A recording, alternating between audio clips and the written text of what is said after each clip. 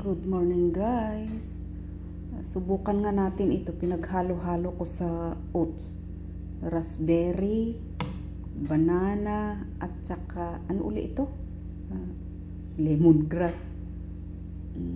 Yung nakalimutan ko na. Melon, lemon.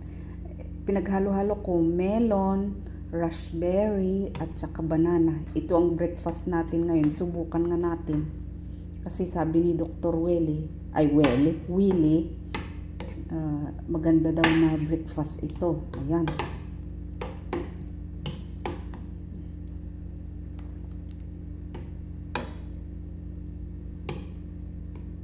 Subukan. Tinry ko lang itong nilagay ang melon sa Quaker pang breakfast. Subukan lang natin. Bismillah.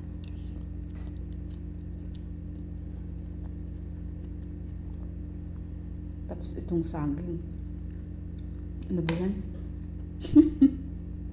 Okay lang, sige lang. Kain tayo guys. Pinaghalo-halo ko yan. Sarap din pala ang ihalo ang melon sa Quaker oats. Sarap guys. Subukan nyo guys. Healthy na pagkain. Huwag yung bread, itlog. Ito.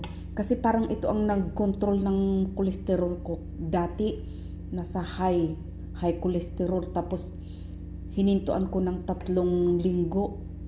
Mashallah, nasa borderline lang. Bumaba ang 3 linggong hinintuan kong hindi uminom ng pang-cholesterol ko, maintenance. Ayan. Kain guys.